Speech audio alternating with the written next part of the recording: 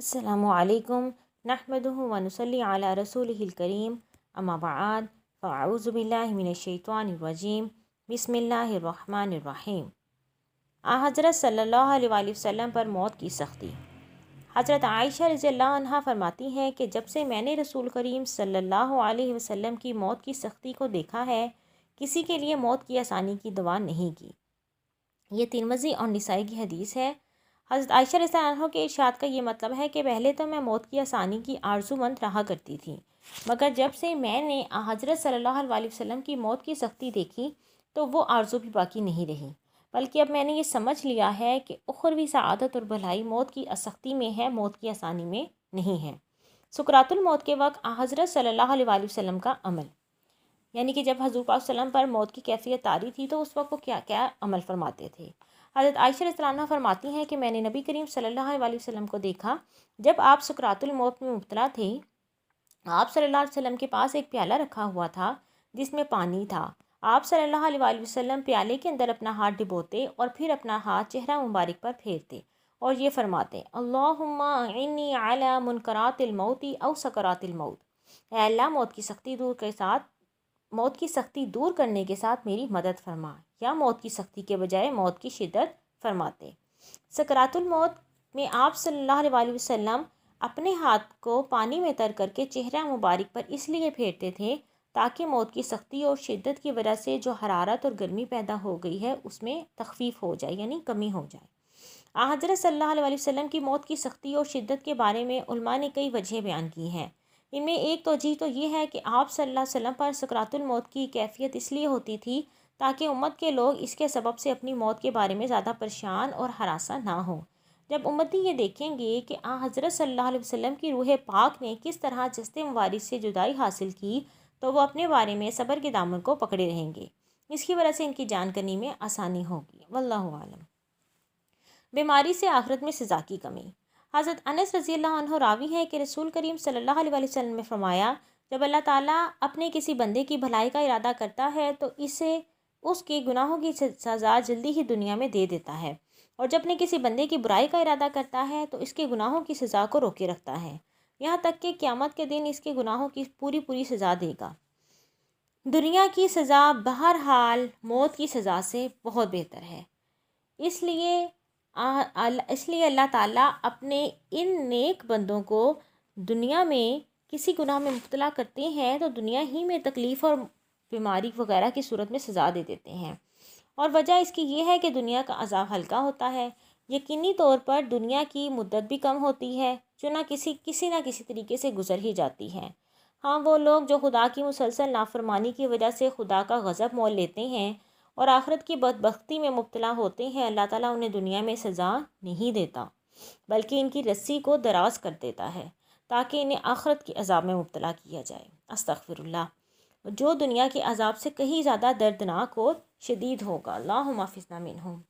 अच्छा, इस हदीस से ये भी बात पता चलती है कि अक्सर हम अपने इर्द गिर्द के ऐसे लोग देखते हैं जो ना नमाज़ पढ़ते हैं और कोई नेक काम नहीं करते और गुनाह के काम भी खुल्लम खुल्ला और एलानिया करते हैं, और अल्लाह ताला इनको नवाजता भी है। तो हमारे मुंह से नाउज़ुबिल्लाह ये अल्फाज बाज़ औक़ात निकल जाते हैं कि देखो, ये तो अल्लाह ताला को याद भी नहीं करता, इसकी इबादत भी नहीं करता, मगर फिर भी अल्लाह ताला इसको नवाज रहे हैं। याद रखिए, ये नवाजिश नहीं है, ये आजमाइश है, आखिरत की बदबख्ती है। इसके बरक्स बहुत से ऐसे लोग हैं जो नेक अमाल करते हैं मगर फिर भी आजमाइशों में रहते हैं। वो अल्लाह के करीब तरीन लोग हैं। ऐसे लोगों को अल्लाह ताला झटका लगा के अपना पास करना चाहते हैं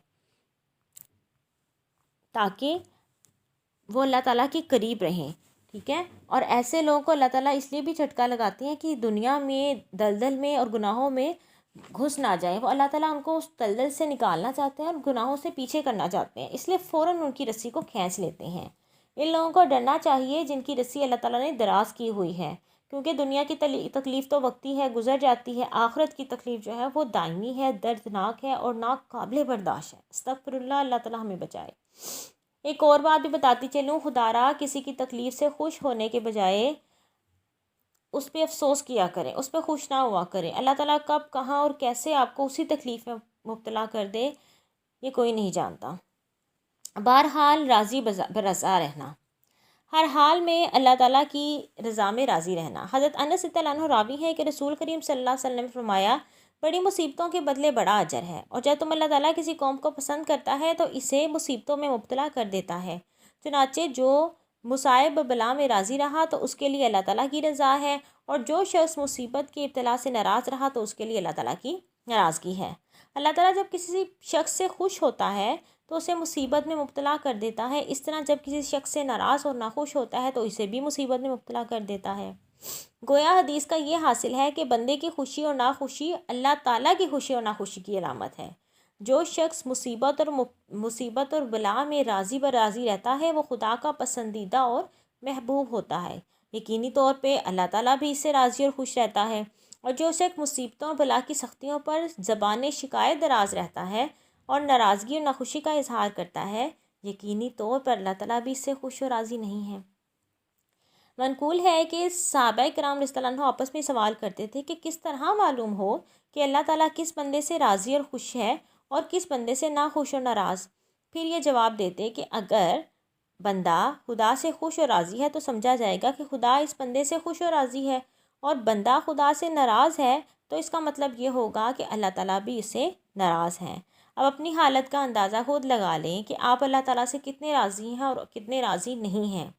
دیکھ لیں، دین نے آپ کو جانچنے کا پیمانہ بھی بتا دیا ہے۔ اہل ایمان کے مبتلا مصیبت ہونے کی وجہ۔ حضرت ابو ہریرہ رضی اللہ عنہ راوی ہیں کہ رسول کریم صلی اللہ علیہ وآلہ وسلم نے فرمایا، مومن مرد یا مومن عورت کی جان، اس کے مال اور اس کی اولاد کو ہمیشہ مصیبت اور بلا پہنچتی رہتی ہے، یہاں تک کہ جب وہ مرنے کے بعد اللہ تعالیٰ سے ملاقات کرتا ہے تو اس پر یعنی اس کے نامہ اعمال میں کوئی گناہ نہیں ہوتا۔ سبحان اللہ، کیونکہ مصیبت اور بلا کی وجہ سے اس کے تمام گناہ بخش دیے جاتے ہیں۔ امام ترمذی نے اس روایت کو نقل کیا ہے، اور امام مالک نے بھی اس کو نقل کیا ہے۔ نیز امام ترمذی فرماتے ہیں یہ حدیث حسن صحیح ہے۔ سبحان اللہ، یہ دیکھیں کتنی پیاری حدیث ہے۔ ابتلا سے سعادت کے اعلیٰ درجوں کا حصول۔ رسول کریم صلی اللہ علیہ وآلہ وسلم نے فرمایا، بندے کے لیے اللہ تعالیٰ کی جانب سے جنت میں جو عظیم درجہ مقدر ہوتا ہے وہ اسے اپنے عمل کے ذریعے حاصل نہیں کر سکتا۔ اللہ تعالیٰ اس کے بدن یا اس کے مال یا اس کی اولاد کو مصیبت میں مبتلا کر دیتا ہے، پھر اسے صبر کی توفیق عطا فرماتا ہے، یہاں تک کہ اس درجے کو پہنچا دیتا ہے جو اس کے لیے اللہ تعالیٰ کی جانب سے مقدر میں تھا۔ یہ احمد اور ابو داؤد کی روایت ہے۔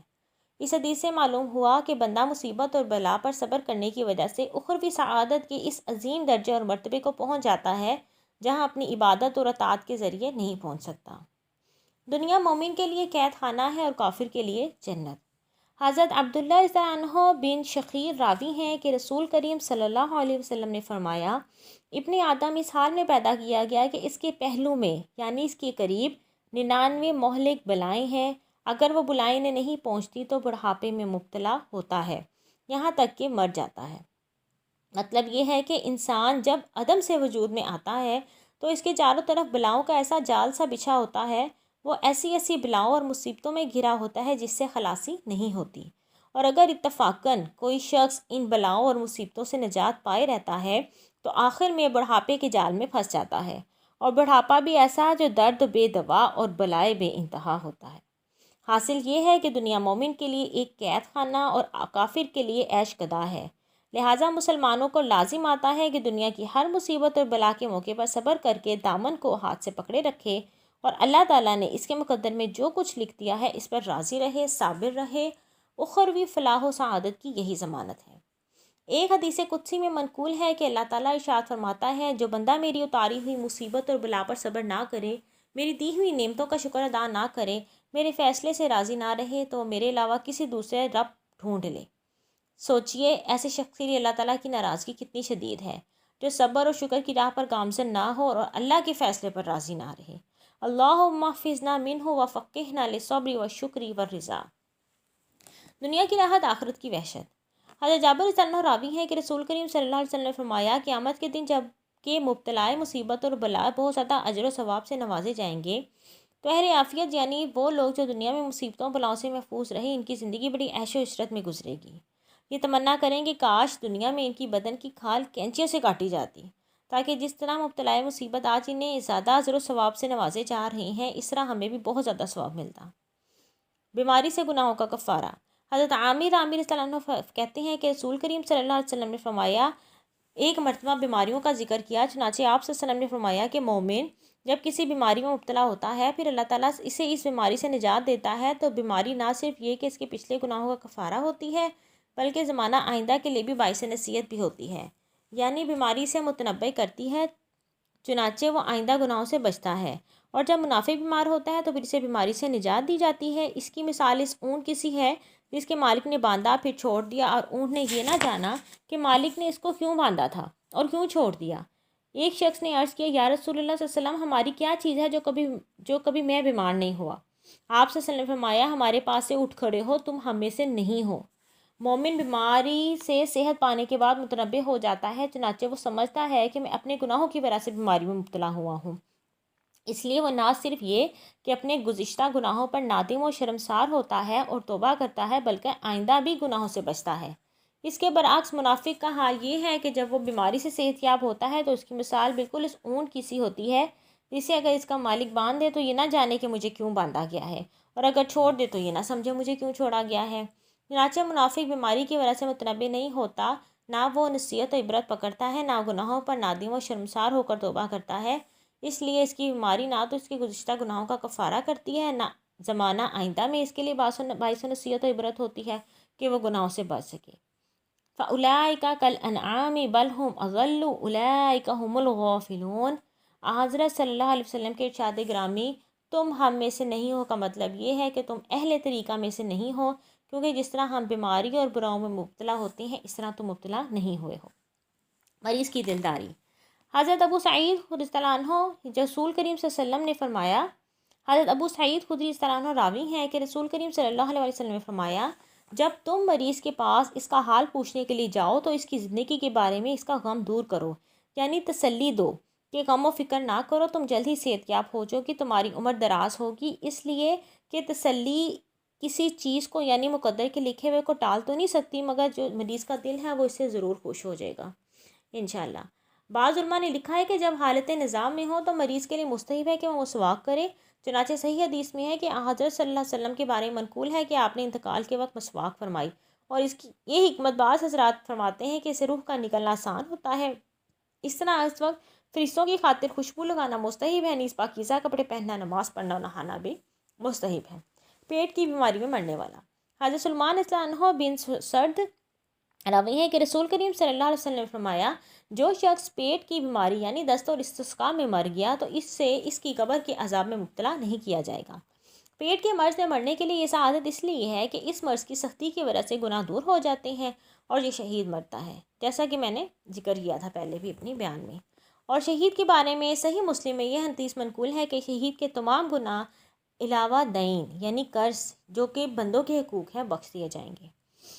کیا غیر مسلم کی عیادت کی جا سکتی ہے؟ حضرت انس رضی اللہ عنہ راوی فرماتے ہیں کہ ایک یہودی لڑکا تھا جو نبی کریم صلی اللہ علیہ وآلہ وسلم کی خدمت کرتا تھا۔ جب وہ بیمار ہوا تو نبی کریم صلی اللہ علیہ وسلم اس کے پاس تشریف لے گئے، چنانچہ آپ صلی اللہ علیہ وسلم نے اس کی عیادت کی اور اس کے سر کے قریب بیٹھ کے اور اسے فرمایا کہ تم مسلمان ہو جاؤ۔ لڑکے نے باپ کی طرف دیکھا جو اس کے قریب ہی بیٹھا ہوا تھا۔ اس کے باپ نے کہا، ابو القاسم یعنی حضرت صلی اللہ علیہ وسلم کا حکم مانو۔